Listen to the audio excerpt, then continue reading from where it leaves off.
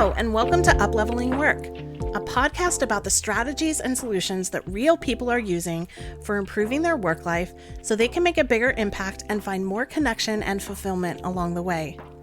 I'm your host, Michelle K. Anderson, and I'm an executive coach and the creator of the Conscious Leadership Framework. I'm on a mission to increase the diversity of leadership at organizations. And the work that I do as a coach is all about empowering women and other marginalized people to become leaders who gracefully navigate complex work environments with confidence. Join me here each week to learn how to create high-performing teams without working more or burning out.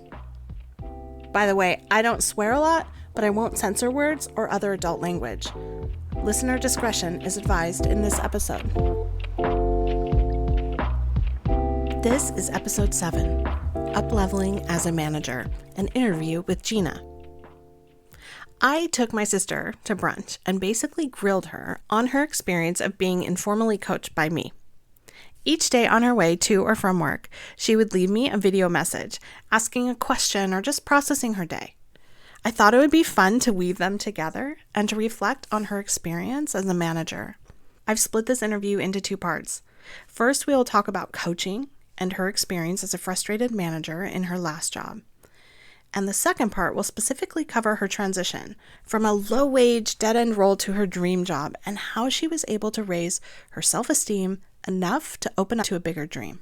This episode is for you if you manage a team or work on a dysfunctional team, if you want to learn how to manage your frustration at work, or if you're feeling stuck.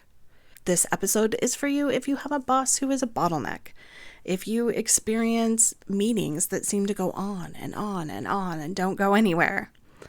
Or this episode is for you if you're curious about what coaching feels like and want to know more.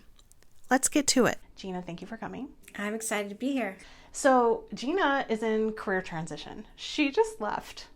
How would you describe the job that you just left? Toxic, nonprofit, do everything, wear every hat, make all decisions, but just kidding, not really. You don't really have authority to do anything. No, I don't have authority. Hold all the balls, juggle. Will you also dance and do it on one foot?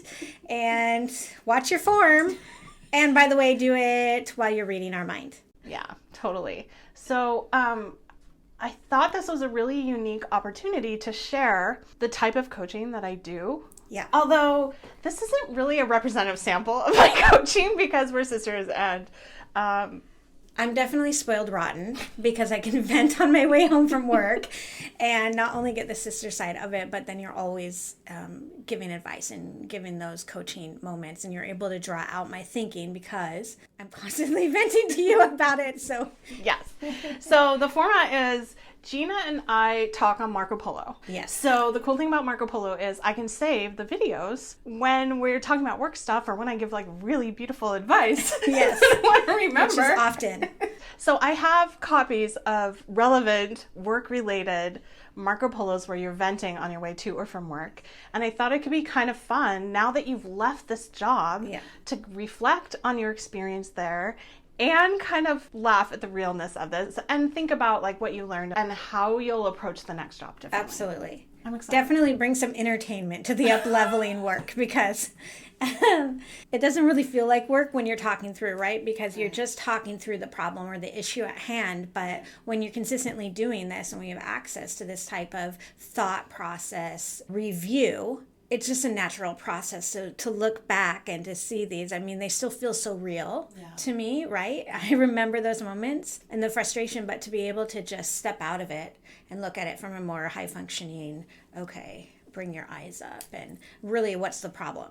Yeah. And more often than not for me, right, there was an emotional tie to it. So I felt disrespected or I felt like I needed something that my work and these co-workers were just unable to give me. It wasn't realistic. And so being able to consistently highlight that helped to then change my mind and my thought process around it. Yeah, that makes sense. One of the things that I teach a lot in my coaching clients is that it is normal for your amygdala to hijack your brain when it perceives a survival threat. So anytime you feel like you're in fight or flight, like I cannot do this anymore, I need to get the F out of here right now, you know that probably your amygdala is running the show, which is that more primitive part of your brain that's scanning for threats and really trying to keep you safe. Yeah. And sometimes, especially as an Enneagram 7 leader, like, get me out of here, I don't want to feel this is uncomfortable, I'm going to bounce thing is like a real impulse that I think you deal with. And depending on how you grew up, like that's another layer of conditioning and ways that you learn were acceptable or not acceptable. And so I think what's really cool in listening back to these videos is that there's a lot of the things that we make it mean about us as leaders when we're in the moment. Like, I shouldn't be experiencing this, I should be above this, I should be past this, you know, all these ways that we pass judgment on ourselves. Why aren't they just doing what I say? Listen to me already. That's my favorite one. Yeah. That it's like, if you don't have someone reflecting back to you the added level of judgment and stress that you're creating for yourself, you're just in the muck. Yes. It's really hard to get perspective. Yes. And my favorite thing that you do is, it's totally normal for you to feel this way. Of course you're feeling this way. Like, was always so helpful to me to just take a deep breath. Yeah. And it gave affirmation to my feelings are real, but they're not really helpful. Yeah. And I think that's what we keep coming back to is like, it's real, but it's not helpful. It's not serving you. Yeah. So. Yeah. The last thing we want to do is like gaslight you out of like, you shouldn't feel that way. Cause that's like a layer of judgment on top of the layer of judgment. Yeah. And it's like, it's just not helpful. So I was working with another client just yesterday, talking to her about the fact that the first thing you have to do is take care of yourself when you perceive those threats. It's just a clue. It's just data that there is something here I'm not comfortable with, or that reminds me of something else that really wasn't safe in my life. Yeah.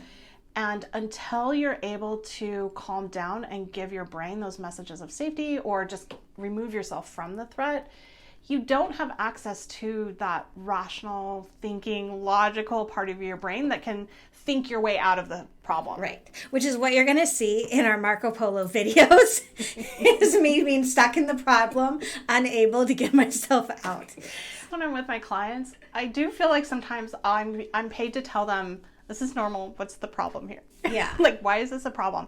And when I ask that, it can be really kind of like, well, wait, your ego can want to like defend and explain why it's a problem. And that's actually really helpful to hear that, because then you start to like bring into your consciousness a story you're telling yourself about this. Yes, which is where I'm living right now, which is so helpful. But as a sister, it's really annoying. Yeah. I'm not going to lie. I don't think just as a sister, I think my clients feel that way sometimes too. Yes, but what I have learned is proven over and over again in all our conversations and we're talking, and even when I don't agree with you, or the things that you point out, it does help for me to start looking at things differently or thinking about them differently. So there's times where I kind of have to turn you off and go and sit with it. But more often than not, it helped my brain to get over whatever was, that roadblock, to be able to start thinking about something differently. Or on the few times, which are fewer than I'd like to admit, it was able for a good indication for me to turn around and come back to you and say, well, actually, that's not really how I feel. I said that, but this is what I'm feeling. And in those moments, it's really good because you're really good at pulling out questions and pulling out emotions behind. But it helps to be like, okay, so I was trying to deal with A, but if this is where you're thinking and this is, then, and kind of like tweak and change directions a little bit, which, it's always helpful. Yeah, I think the brain is tricky that way. Like, more often than not, the problem a client presents with is not really the problem we end up dealing with. Yeah. And I think that's so interesting, because the problem that you present with is like, I can't deal with this right now, but in being forced to articulate the why, gives you another layer of clarity on like what really is going on for me. Clarity and self-regulation and self-coping and, learning to think through your thought process. Like, it's all so healthy. It's all so healthy. And that's what I cannot stress enough through our conversations, is as hilarious as they are, and I hope you guys find them hilarious, that it's really brought me to this new health level where I feel, in a safe space, confident and successful and really able to handle whatever comes at me. It's huge. Yeah. What a gift. Yeah. This really stressful, sometimes shitty job that you're in, really set you up in a completely different way, up-leveled your nervous system. Yes. And really forced you to trust yourself. Yes. Because it was almost it was so chaotic and there was so much gaslighting going on and so much is this me? Is this a system? Yes. I can't tell what this is. That in the moment, it's so much discomfort that you just have to figure out how to cope. Yes, and not only trust myself, but listen to myself, right? Yeah. Because there's so much that I was forced to communicate or articulate, and work through. Yeah, that makes sense. Okay, we have this kind of unique opportunity because you've left this job. Yes. And you're my sister, so you actually share a lot more with me than I would normally get access to as a coach. Yes. We're about to have a little fun here. Yes. And I think that's okay. I think you have to laugh. And this is in the spirit of evaluation. Yes. What was going on there? What can I learn from it? That kind of a thing. And healing. The intention of this is to be playful. Yes. As much as anything. Some of the clips we're about to watch are just you ranting, and they just You're made me welcome. chuckle. You're welcome. They made me chuckle, and I think it'll be kind of fun to show them back to you now and be like, what was going on there? How do you feel about that? Okay. Good morning, sister. Okay, the meeting happened. It was over 2 hours long, but to be fair, we didn't even get into my things until an hour into it. And when people come and sit in my room and just talk, it annoys the crap out of me because I don't have time. And if we're being honest, I'm not interested, right? I'd rather be working and doing the other things I have to do. It's I know you're not asking my opinion, but I see the big picture. And for you to be freed up to do these things that you have to do, these are the priorities that you just listed, you got to get this stuff out of the way. And then that's going to free you up to do the things that you have to do. And also the things like making job aids so that somebody else can do it in the future, that then would allow you to walk away. I said, give me a month to pull this together. And so, that's exciting. It's something new. I'm a little dreary because right now the schedulers won't let me walk away. They're constantly needing things. And in that role in the past, I never heard from them. They did their own thing and they're responsible for their own thing. And that's where I'm trying to get them to go. I think we've definitely built up morale, which is good. But I have to introduce these end of day reports, which they both are adamantly against doing, which doesn't matter. They're going to have to do them. But they have to go to three different places to find all the information to fill it in. And in the past, that has just been a nightmare. They've needed me to hold their hand every step of the process and then ignore what I do and go do something else anyways. It's really been quite frustrating. I just have to implement it. It will be fine. I just don't want to deal with the children response of, I don't want to do that. And me have to say, I'm sorry, this is what your job is asking of you. I had a lot of tape of Jeanna ranting about her job and specific people, but this was just a little taste. In my response, I was trying to explain to her that this is normal. Part of the work of managing a large team is making space for people to vent. And that you want to be careful not to blame people and make them wrong. And just to make sure that you're asking questions about the systems and the processes and the environment that's getting this particular result. Here are some snippets of what I shared with her. To the extent that you can tell yourself this is totally normal, this is par for the course, we're right on track here, this is just what people do, and these are just how brains work. These are human brains at a different point in their developmental journey, and we're all doing the best we can. Those thoughts are going to help you better. So I would definitely put some constraints around your availability to listen to this stuff, and you can shut it down. You don't have to listen to everything, but if you plan for an hour or two of your day to be spent checking in with people or having these kinds of conversations, then you're not going to think it's a waste of your time because you're investing in their mental well-being and this is what they need right now. And it sucks because it doesn't feel productive, but it actually is part of the job of a manager. It's listening to people bitch and moan and trying to discern what's personality, what's systemic, what is worth fixing, what isn't worth fixing, and how to encourage someone where they're at. Because most people just need to be seen and heard. And even if that's the only thing you're doing, it's not a waste of time. This is the stuff that builds trust. The more you can say, give them a sense of I see you, and or just hold people accountable. Just keep encouraging them to think for themselves, to think bigger, to like practice their own mental flexibility. Like, how else could we think about this? I can definitely see the need for people to just vent and for me to be seen and heard. I find it hard because usually I'm in the middle of something when they come in and I have to stop my brain power, and then I lose thought and productivity. I might return to what I was doing and I might not. And that is a source of frustration. So I need, I need to adjust my expectations. And that was very helpful, right? Like at a certain point, my job is to motivate and keep them happy. And being results driven, I'm actually really happy this week because I am able to get a lot of results and get a lot of stuff done and get them off the table. It's also where it sends me into workaholic mode because that feels so good to get things off my list and get things out the door. I was super productive today in so many levels. I am pretty much the last week though, I leave with a headache. My head hurts, I'm tired of looking at the screen, and my brain hurts from thinking. I just want to pause and say that if you are experiencing physical signs of stress at work, headaches, back or neck pain, etc., your body is sending you messages that you want to decode. Often we overlook or push through physical symptoms, and that sends a message to your body that this isn't going to be heard, which can increase the intensity on what you're feeling. Often we overlook or push through physical symptoms that are sending a message from your body that it can get afraid isn't going to be heard. And this increases the intensity on what you're feeling.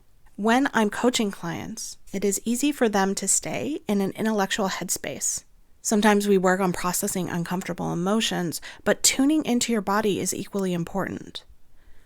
See, tuning into all three centers of intelligence is what is going to help you to find more balance because you'll be able to follow the clues that you can only find by being present. These were early signs to Jeanna that it was time to advocate for herself and to ask for what she needed.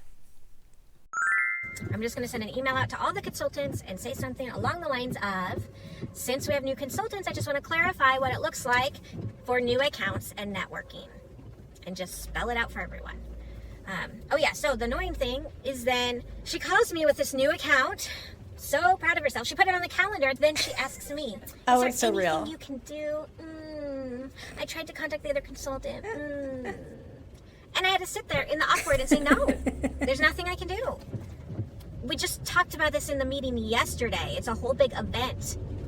They've already done flyers with every business around is participating. It's the biggest thing we do. You can see how much better I feel just getting it out. There's something about role playing. Oh, my measly little drive. But I think that feeling of like, is this really what I'm dealing with? Yes. Like, what was going on in that moment? And did this persist? I mean, this is in January. Yes. No, because my email to everybody made it very clear that this is unacceptable in the future and that this is how we process that. But in the meantime, right, we had so much movement among consultants and they were helping each other out and covering territories as we were hiring new people. And so there was this level of what can I get away with? Right. I think one of the things about this job is that you were hired as a consultant and then you just blew everybody out of the water. Yes. And they promoted you like pretty much right away. Yeah, within 6 months. And you're like, this is great. I know this. I can make this happen. Inside out. Right. And then you like come up against the reality of like, there are a lot of people just phoning it in. That people don't know how to function and just not having that same integrity and motivation. Right? Because in this role, it's so much is self-guided. And so you need to go hit the streets and drum up the business. It's sales. Yeah. That doesn't come easy to people. No. And you were dealing with a bonus structure that wasn't actually incentivizing work. No, it was giving them a bonus if they do the bare minimum. Right. You know? Yeah. And you were dealing with the people being used to getting away with. Right. You know, and it being enough because right. nobody was holding them accountable or knowing what to do. Right. Well, it was post-COVID, right? And so they actually weren't able to meet their goals because we didn't have the staff to support putting drives on the calendar in this instance.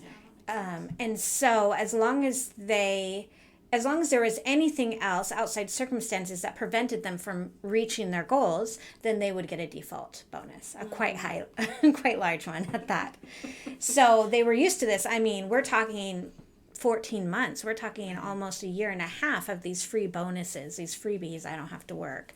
Right, which incentivizes people to find a good excuse to not do. Right. And that's what we saw coming out of it. That even though we were staffed, then it was, well, I wasn't sure. And, you know, all these excuses. And that were just frustrating because we had meetings upon meetings, letting them know what was happening, letting them know change was coming, then change was coming. They still weren't moving. So, yeah, it was very frustrating.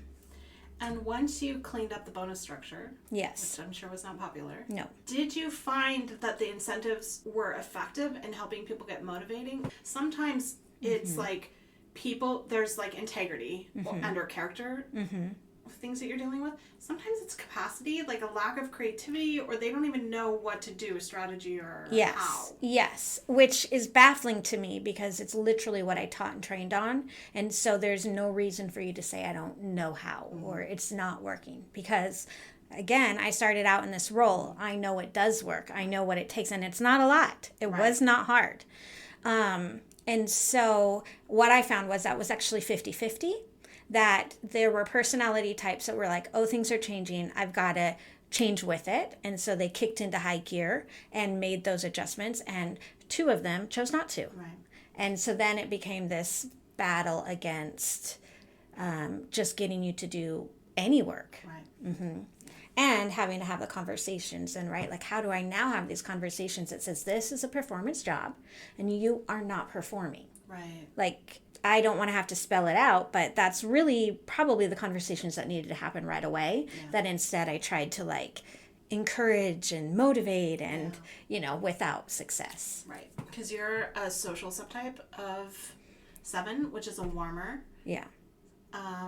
7 who is more oriented to like the health of the group and the system. Right. And so intuitively you're feeling into and sensing those things and wanting it to be okay, for you to be okay. Right. And then you're also, I would say that you probably lead with your heart. Sure. In a style of 2, a helper, if I had to guess. Yeah. And so naturally you're going to look for ways that you can help them get there. Make their lives easier. Right. Set up the processes. Right. So you're like holding the vision of the heart of the person and the relationship with the person. Yes. But you're also holding the health of the group and the organization at the same time. That's a lot. And unfortunately, what that meant was I was also holding their jobs. Yeah. Because there was a lot that I was doing behind the scenes to try to help boost and not because I wanted to do their job for them, but because I was accountable to the numbers, to the higher up, to management, to directors meetings that I then had to account for. So if they did not perform, then I had to answer for that. Yeah. And so it was just easier for me to, you know, keep pushing and trying to get them to do it on their own, but also do the work in the background that's going to help boost.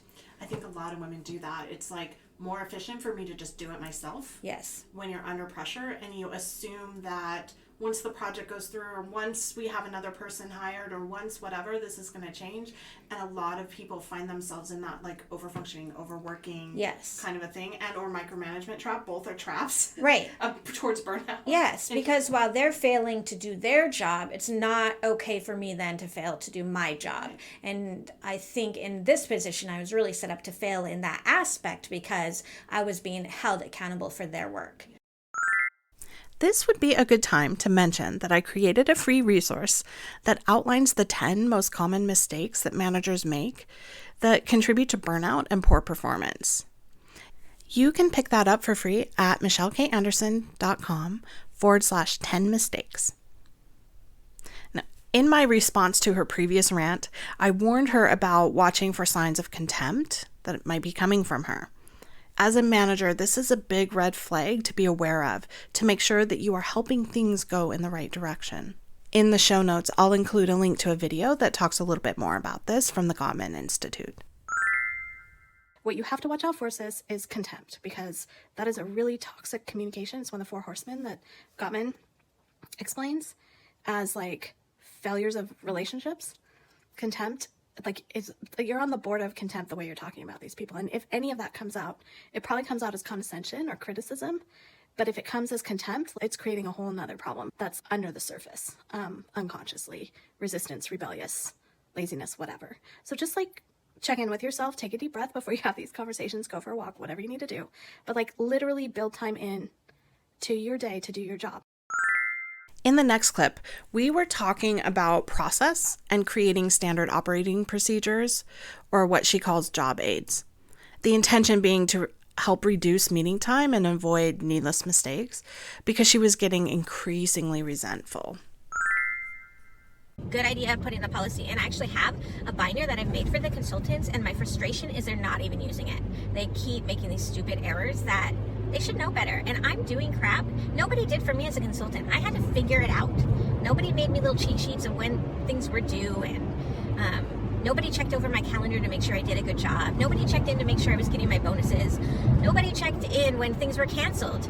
Things were just canceled. It wasn't like, oh, let's look what all the consultants are doing so that it's fairly distributed. Like, I am so for them. So I think like that's what frustrates me when they're like lazy or don't want to do the job, is like, do you have any idea what I'm doing for you? Like, I didn't get any of this stuff. And you're going to miss me when I'm gone. But I can see how that mindset isn't helping me. Well, the other thing I can see is that me doing all this extra work isn't helping them. Like, what's the point? They're not referring to the job aids that I've made that tell them step by step how to do something. And I have a list of things I need to address in emails with them that already has 3 major things I have to deal with that I have talked with them over and over again. So, yes, my brain has not shut off. It's super annoying, constantly with this best practices and what should I have done and what pissed them off, and this is a completely frustrating place to be.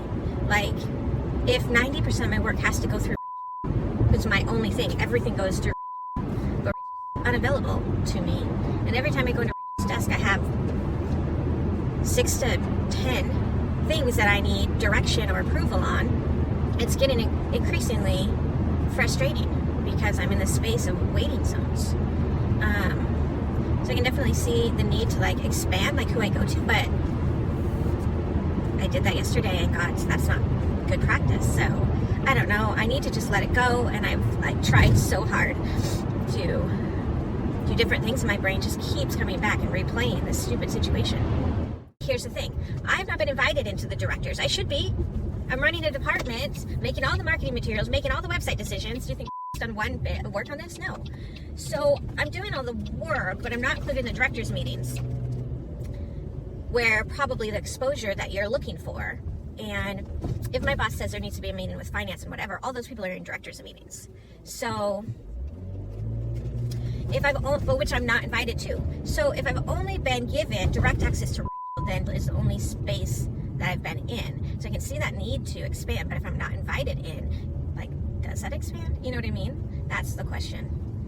Okay, I'm sorry. I told you I have not been able to get this out of my brain. It's annoying me. I'm trying to let it go. I try to put worship music on and like shift focus, and it just is not happening. Really frustrating. Okay. There's this thing that you experienced in this job that a lot of people experience, that is like, there's a bottleneck. My boss is being a bottleneck. Yeah.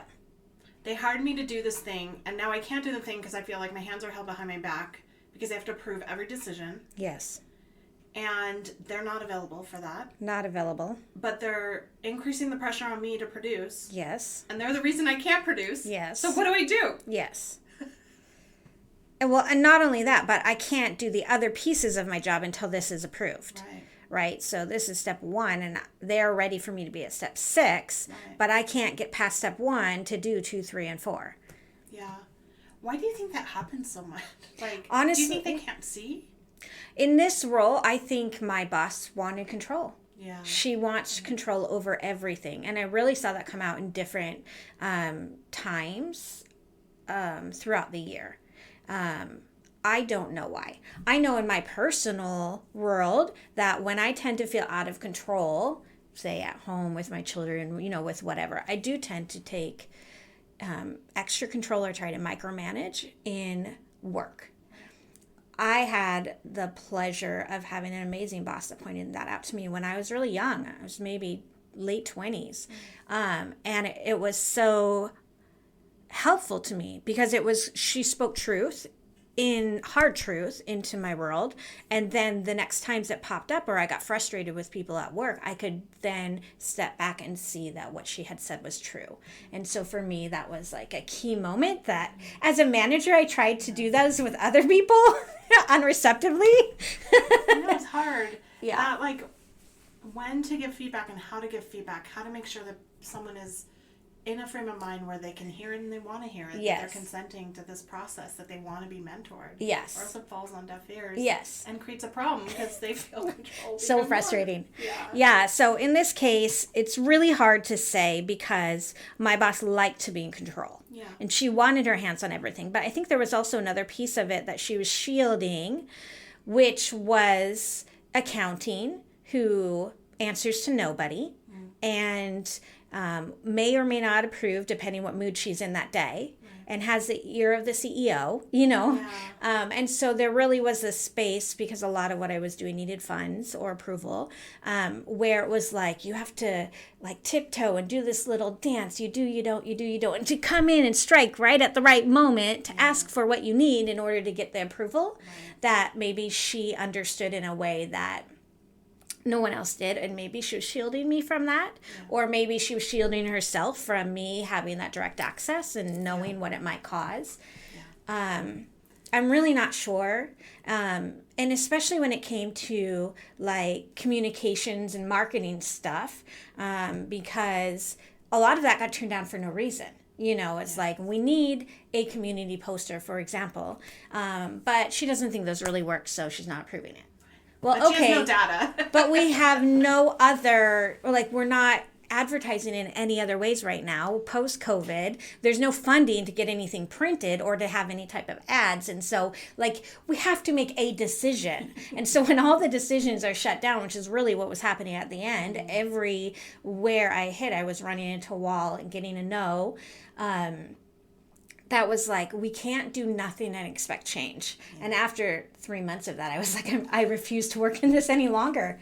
I won't do it. It's a good example on the 5 dysfunctions of a team. Yes. It's a really good illustration. When there's no trust in the organization, these are the shenanigans that happen. Yes. You've got people, smart people, employed to do a job that they've worked very hard on. Yes. And think that they have approval for because their bosses led them to believe, or because no one's told them otherwise, or whatever.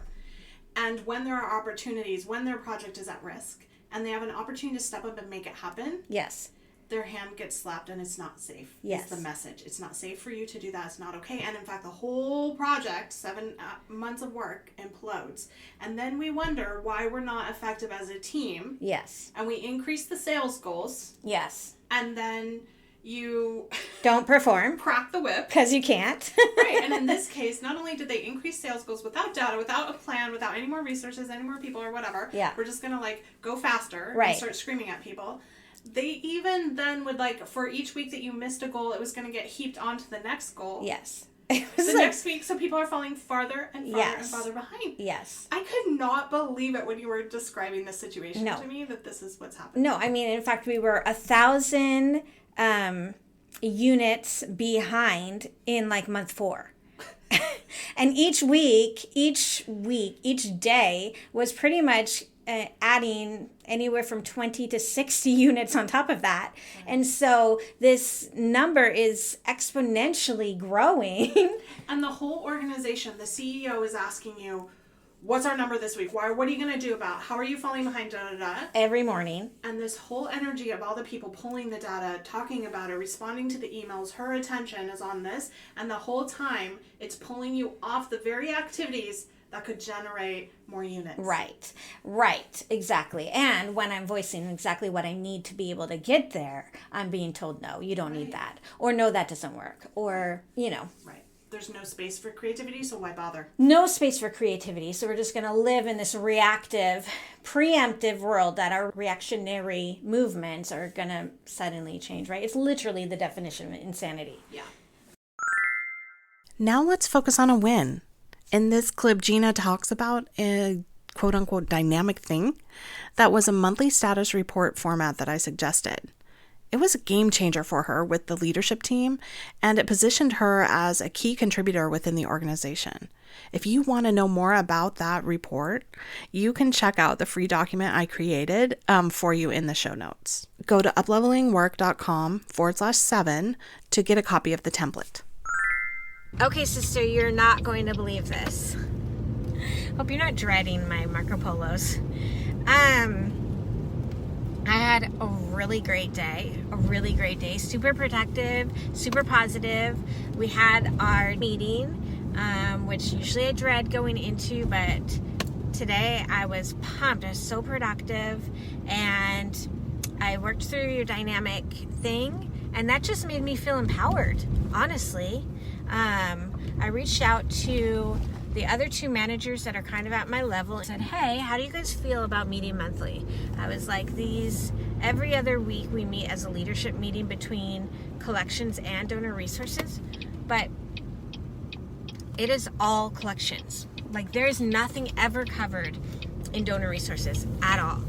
So it's just not beneficial, kind of a waste of my time, but I think she wants us in the loop on things, and I kind of fought to get into that room.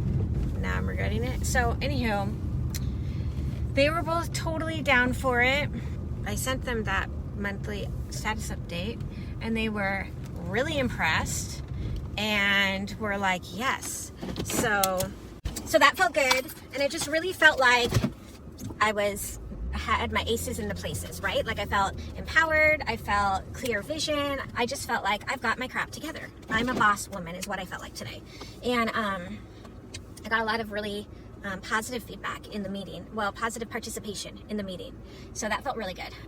Okay, I want to pull out the monthly status report because that felt like a game changer. Like, it really changed the dynamic for you and how you felt and how you showed up at work. Yes. This was a PDF that you had resourced me with that asked me a lot of questions about, like, what my goals are and what are my priorities this week, what projects are on the table. It really encouraged me to be very specific with what work is being done, and so I was able to name a project, for example, and who's working on what. And this was a rolling document, shared document that we worked on together. And so then each week when we met, it became what's the status update, and keep things moving. And so for me, that was huge, because in this time where this was the time where I had kind of decided I'm done, like, I'm out the door.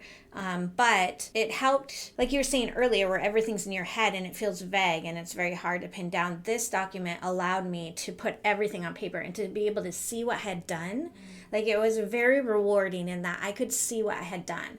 But then also just as a space saver, because what I had noticed is so often we had done work once, twice, 3 times, 4 times as people ask us for the information because we didn't remember it or whatever, and so we went and go get the information again. And so this became a space saver where all the information was always put on this. So for example, with bids, if we're sourcing out something we want to buy, one of the questions on there has said, lessons I've learned, and I had learned that they want a minimum of 3 quotes, and that as we present anything for funding, to have those with them. And that was a lesson learned the hard way. In this case, it served us really well, because anytime we were sourcing out something, we'd put our 3 bids in, and we'd have them right there in the document, save it, whatever. And so when someone else said, oh, yeah, I want to bring this project back to the table, I need you to go get bids. And it was like, I could pull up the document, copy, and paste it in because we'd already done the work. Yeah. And so this really started to help streamline and help set common practices. Right. This is one of the things that I do either when we have a culture of meetings that don't seem to be going anywhere, yes, where I feel like I'm saying the same things to either the same people or different people, yes, over and over, get asked the same types of things. It's like a department landing page, dashboard, kind of what are our priorities, what are the key metrics, where are we at, status updates. Because as we were talking about at brunch, this is a skill you'll bring to your next job, right, too, is like this idea, this discernment between what is a meeting really for? Because it's a common complaint a lot of people come with. It's like, oh, we seem to have like sometimes 2-3 hour meetings as a leadership team, and they feel like we're getting anywhere, kind of a thing. And it's like, that's because meetings are meant for discussions. What questions are driving our meetings as a way to think about a meeting? If you don't have a good question you want to resolve or get more information on, or, whatever, then you may not meet a meeting. If it's a one-way information sharing, a memo, a pre-recorded video that's available and sent via email or whatever, where people can consume the information asynchronously on their own time when they can be fully present, because having to sit through a meeting where 60 to 90% of it doesn't apply to you is like mind-numbing and a complete waste of time for people. I just think we have so many good tools now for asynchronous information sharing that more and more companies should be using them in order to get stuff done. Absolutely. Couldn't agree more. Yeah. The rose-colored glasses are off. Like, I see for what she is, and so it just annoys me. I'm trying to reset the story that I tell myself instead of the pressure is too intense and I shouldn't have to answer to all these people that are coming at me. And it's not even their job to tell me these things and ask for clarification because they want to know sooner than later. Which is frustrating. It's like, just wait, I have 2 days, leave me alone. I have 2 more days before I have to tell you that. To reframe it as in I am leaving and everybody's trying to have whatever they need to be prepared and ready before I go. And that's my heart for them as well. So if that's my heart, I need to reframe the frustration and the indignation, because that's why I really feel like every request is like, this is so annoying. Yeah, so I'm trying to reset and reframe. I mean, literally woke up just dreading everything I have to do and all the conversations I have to have. I have an interview and a meeting today. Why I'm in this communication meeting when I'm out the door, I don't know. Okay, there's 2 things I want to talk about in this clip. One is the dread, which comes up again. There's a good clip here at the end. But the shoulds and the judgment is like oozing out of me. It's ugly. It's ugly. I do not like it. I do not like it. So that's where I'm at, trying to reset, especially when you wake up just already dreading the day. It's just trying to reset and get in a good space. So okay, so just kind of, I'm so judgy and I don't like what I see. Yes. But this is different. It feels like the energy of this clip, it's like more self-aware and like you're allowing the judginess to be there instead of resisting it and beating yourself up too much. I mean, there's a little bit of self-judgment there, but that's not the main vibe of this clip anymore. Yeah. And it felt like, whoa, you've come a long way even in 6 months. Do you see that? Or when you watch this, what do you see? I don't know. I was fed up. Yeah. I was fed up and I was done. And the fact what they were choosing to come in the last 2 days with was ridiculous. Yeah. So, yeah. You're just mainly tired. And like, I think in a way too, it's like, look out. You know what I mean? Like, these are not the questions to be asking at this time, and you all are screwed. Yes, it was perspective, the value of perspective being 2 days out. Yes. And knowing this is not what we're doing. Okay, but there's this other thing that you do in other clips too. Yes. Which is this reframe. Okay, reframe. I need to reframe. Like, what is going on in your brain when you're saying that? What are you thinking and what's happening? Yeah, I'm thinking about everything you've taught me. I'm thinking about, is this serving me? I'm thinking about, what is the story I'm telling myself, right? Like, so because I'm living in the emotion. I'm living in the emotion and the frustration of it, which isn't helpful. And through all the work that we've done, I know that I can look at this differently. Yeah. So it's like reframe your thoughts. Yeah. Right? What's really happening? What really are you upset over? Is it valid or not? Because we've done a lot of work around that. Like, okay, I get that you feel that way, but like these are legit valid things that you just have to deal with sometimes. And other times it's actually, you're right. You get to decide whether you're going to let this in or not. Your boundary needs to be set here, you know? And a lot of times I think, you know, more often than not, that's with myself, right? What's my boundary, or, right, my rut of thinking that doesn't serve me well. So, especially towards the end, I feel like I started saying a lot in this realm because it was so intense. But we started to say that a lot towards the end. The story I'm telling myself is, especially with the people who are coming in, right? Because if I want to leave well and they're trying to get the information so that they can hit the ground running when I'm gone, then the frustration isn't valid. Even though it is frustrating, It's not but helpful. right, it's not helpful, right? Because all of this has to take place in order for me to leave well. I think you can get that perspective when you have the emotional intelligence of being able to see it from their perspective. There's compassion for that. They're starting to have to do the work themselves. Right. They're starting to see how much is being left. Right. And understanding the value that was there that I hoped they would see all along. Right. And I think in this case, it's with a specific person that often triggered me. Yeah. Right. And so we had done a lot of work around this person because actually I think we're quite similar. That's the worst. It is the worst, especially when you're dealing with women and how they're treating you and what's stopping your job or impeding or getting in the way of, you know, and I, even as I look back, I feel like I was that for this person, but I don't even know why, you know, and so something to dig into, I guess, a little bit. I wanted to look at some of these clips where you're reframing, where you're talking about reframing in real time. Basically, your frustration, your indignation in this case, the being so annoyed. Reframing is a defense mechanism of the 7. Did you know that? No. What? It's not a defense mechanism. It is not a defense mechanism. I am doing the work you told me to do. Nobody's being defensive here. I want to distinguish the defense mechanism from what you're describing a little bit. Okay. But know that this actually is a superpower of the 7. Woohoo! In that a 7, when ego is running the show, when you're operating on in an unconscious kind of automatic habitual space, a 7 will defend themselves by reframing a situation and looking at the silver lining. Well, at least this. Oh, yes, I'm good at that. And in the moment, it's like they can see that silver lining where it's like they don't even acknowledge the other part of it. Like it doesn't exist to them. That's the power of the 7 brain. But what we're doing here from like a cognitive behavioral standpoint that I think is the practice that you're trying to do here is to make your thinking visible to yourself and practice mental flexibility of what else could I be thinking here? Yes. And how are my thoughts driving my feelings in this case? Yes. Where do I have options? Yes. If I want to feel a different way, what would I need to be thinking? Yes, that's huge. Yes, that's what you're I'm doing. doing. Yeah. Yeah. That's what I thought. And I just wanted to make that distinction because some people who have studied the Enneagram might come in and say, oh, you're operating on automatic, you're reframing, you're conscious, we're just watching you jump out of it. And I'm like, no, this is different than that. That reframe is happening in the background without you even realizing. You just jump to like, where's the party? I don't like this. This is painful. I'm not doing this anymore. Or, you know, I've got better things to do here.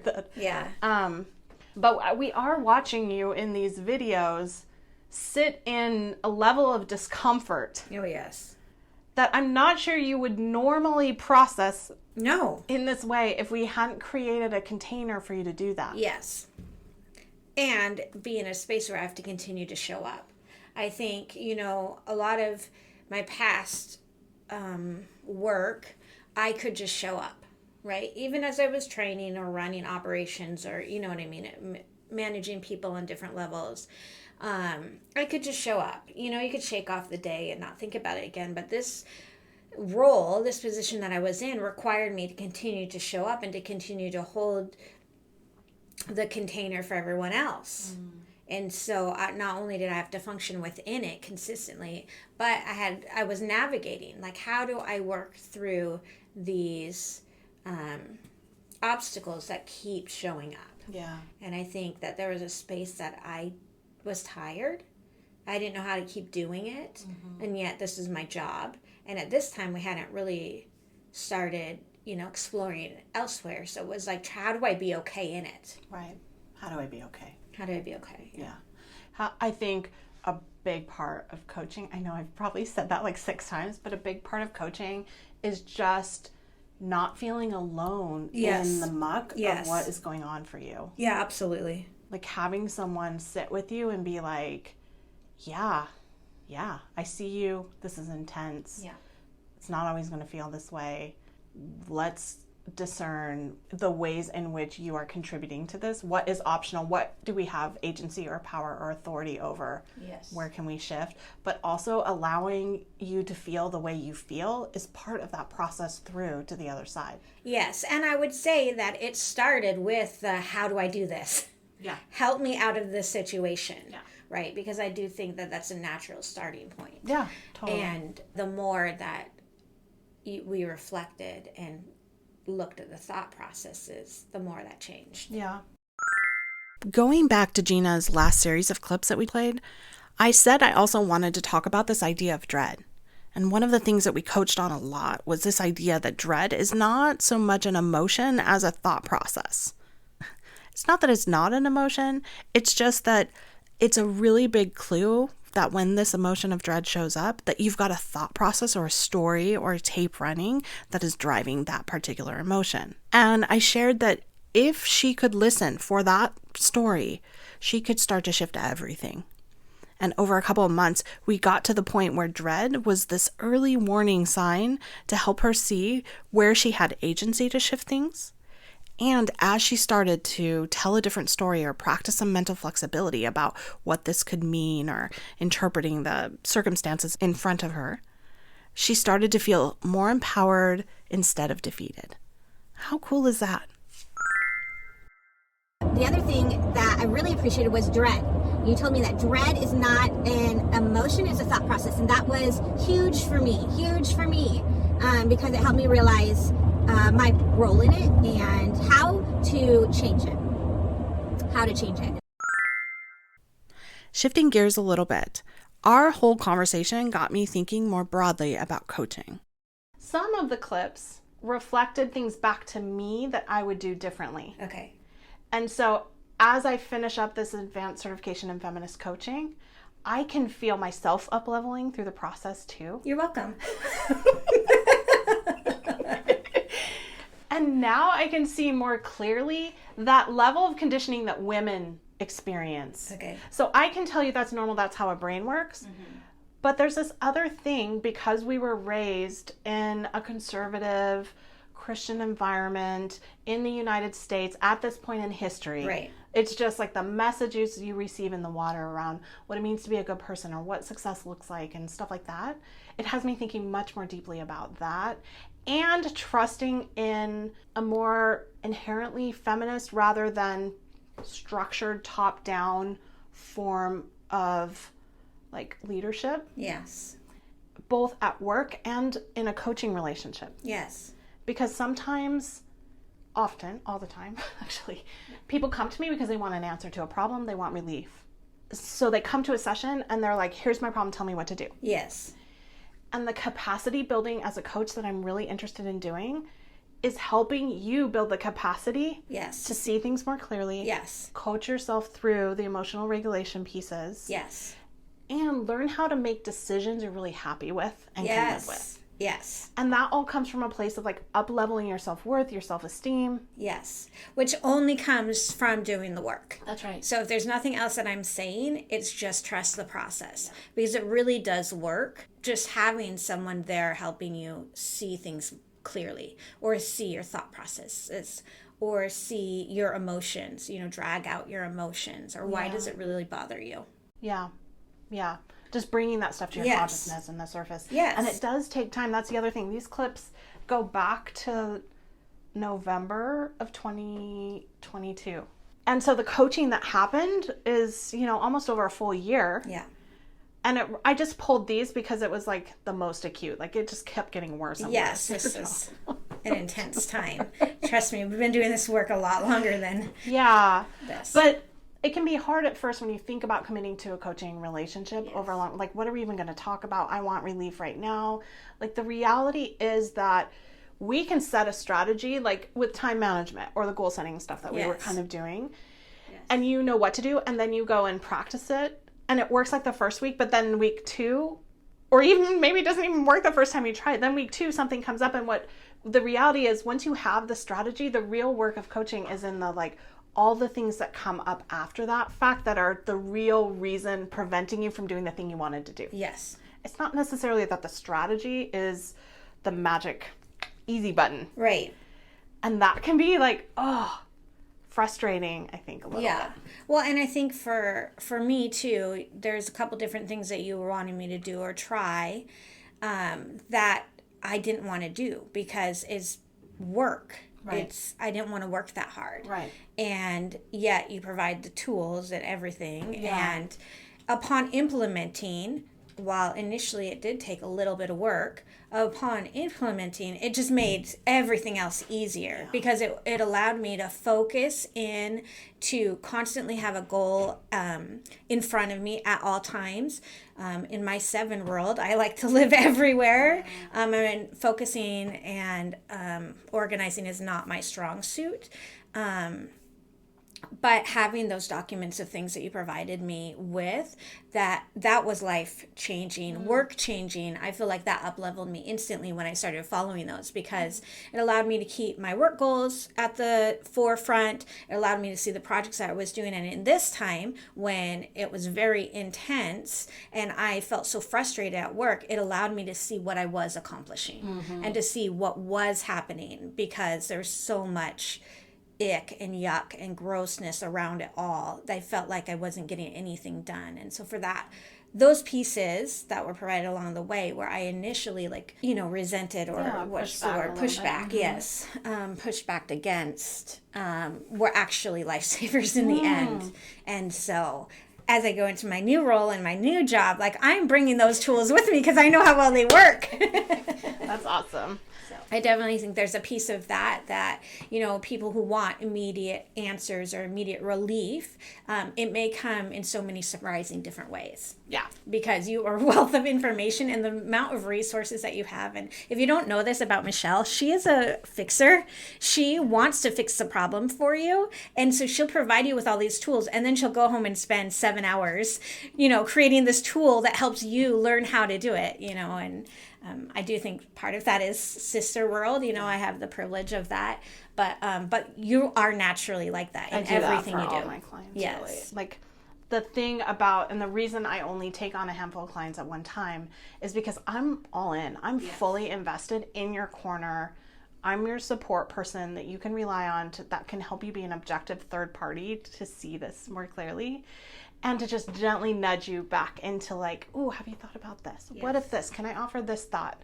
Let me reflect back what you just said. Is that what you really mean? Or what's going on? Do you like, this reason or that kind of thing? I think the other thing at play here is that what you said there, I didn't really want to work that hard, is kind of important to acknowledge. Like sometimes in a coaching relationship, you can feel like you're drinking from the fire hose because there's like all this new stuff. Yes. The coach you went to like is trained in like, for me, the Enneagram or, like thought work or cognitive behavioral therapy or whatever, and you're like so thirsty for that thing and you want to learn, and sometimes your brain is not in a space where you can absorb it all, and that's okay. Yes. Like you have to trust that whatever you're gleaning right now is enough. Yes. And that over time you'll be able to revisit and practice these in a different way. And that idea of consent is so important and different in a feminist coaching relationship. Right. I want to point out, because a lot of times in traditional coaching relationships, you will subject yourself to the process or the authority of the coach that you hire. Right. And there's a very kind of command, I keep saying command and control, but it's just structured hierarchical is what it is. Right. Relationship where I have information that I'm imparting to you. I know the right or best way. Right. And the truth is you're the authority on your own life. Yeah. And you probably do know what's best for you. And you probably already have the resources you need to be successful. And I really feel like my job as a coach is to help you rely on things you already know and help you fill in the gaps that you've identified you need right now. Yeah. And that's really unique and fun and different and can be hard and it can be uncomfortable because it's like, just tell me what to do. Yes, absolutely. And I would say like just even the hierarchy or the authoritative, right? It's what my generation tend to grow up in, whether it's in our family, whether it's in our church space, whether it's in the workforce. It's all hierarchical. So the way that you just said that, it's already within us. It's like, I get that, but I didn't know that. Right. Because I've never been given the autonomy to pick that up and take it. Right.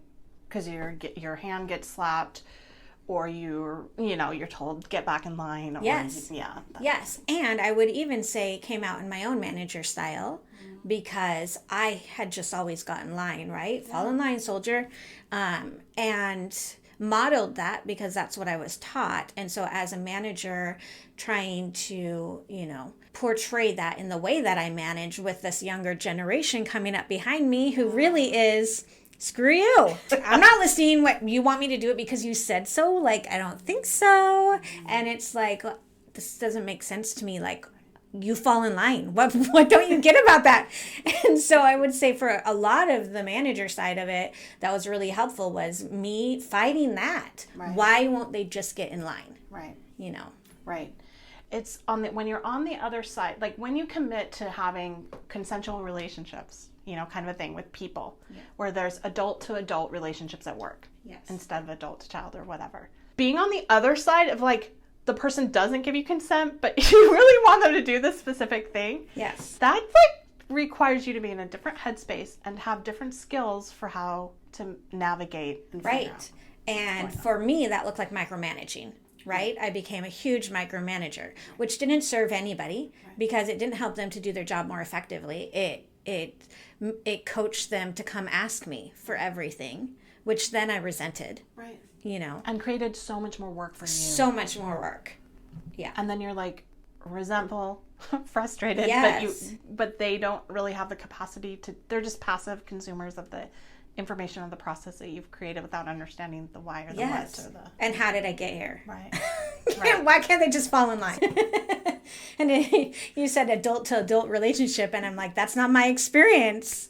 My experience is adult to a generation of do it for me, and I don't want to work that hard, and you're not paying me enough. I think there is a group of people who are not willing to settle anymore. Yeah. And or are more attuned to their own intuitive, like this doesn't feel good, and they have a different perspective around I can get another job, I deserve better or whatever. That for those of us who were raised by boomers, who were very like in line, this is what you do, you work at the same company forever, you're not entitled to joy. You work your way up. Pleasure is like pleasure is what you do at home. What's that? If you're lucky. Then you go to church and you serve, and that should be your pleasure. In some ways, and that kind of thing. It's like it's just there's a lot of layers to it. Yes. And I think in a lot of ways this generation gets blamed, and in some ways it's not fair. But also I think there's this really beautiful thing that they're reflecting back to us that's hard to see because we don't feel like we can claim it ourselves. Oh, I would 1,000,000%. Yeah. Yeah. Before we wrap it up, I had to share one last message with you where Jeanna reflected back to me what she appreciated about coaching with me during this time. That is coaching. It's like, where's the need? What do they need addressed right now? What's going to be the most helpful? Like, what do you do with me? You address the thing that's happening right now. And within that, you remind me what my thought patterns are. You remind me my motivations, desires. You remind me about who's around me and how they fit into it and what they're feeling and what motivates them. And then you talk about, you become very objective to help me get out of the emotion, get out of whatever the problem is, and start looking at it from different ways, and then they become very manageable. Or you hand me the tools that all of a sudden make things very manageable. And even though I don't want to do the work, I'm thankful that I did because it's night and day difference. And so really that I feel like is your most valuable strength. Your most valuable ability is to be able to assess the problem and talk directly to it in the moment. Well, hopefully this gives everyone a little bit of flavor of the reality of what long-term coaching looks and feels like, and also how you can go in 6 months' time from I can't do this anymore, I don't see a way out, to stuck, having landed a dream job at a company that's hired you and paying you more than they've ever paid an entry person. Yeah. And has people and resources in place for you to delegate to who are competent and capable, who are teaching you things. Yes. And who are trusting that you are going to do what you say you're going to do, and you're going to figure this out. Yes. Night and day. Night and day. Work experiences. Yes. and just like knowing that those opportunities are out there. They're out there.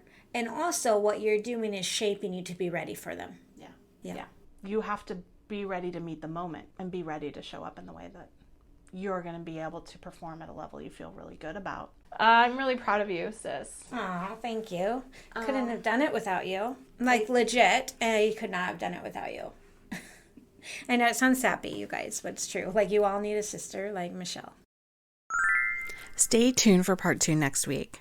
This is where we're going to explore her recent career transition, how she opened up to a bigger dream, the highs and lows of the job application process, and what it's like in her new role now that she has the gift of perspective that comes from being in a different situation. I'll see you next week. Thank you for joining me on this episode of Upleveling Work. To view the complete show notes and all the links mentioned in today's episode, visit uplevelingwork.com. That's where you can search by the episode number in order to find the transcripts and any downloads or resources mentioned in the podcast. That's also where you can find my 10 Mistakes Managers Make ebook, which explains the most common mistakes managers tend to fall into. My intention is to save you the wasted time and energy that these failed solutions cost you. That way you can become a more effective leader while playing to your natural strengths. Before you go, make sure you subscribe to the podcast so you can receive new episodes right as they're released. And if you're enjoying the podcast, I'd love to ask you to leave a review in Apple Podcasts. Reviews are one of the major ways new podcasts get noticed, and it would really make a difference if you could take a minute to write a review. Thank you for joining me, Michelle K. Anderson, on this episode of Upleveling Work. I'll see you next time. Because that's the way, I like it. Okay. I was just telling Jason I promised you fun, and we got to get to it. Are you kidding? Okay. I'm having a blast. Where were we at? We're still talking about me.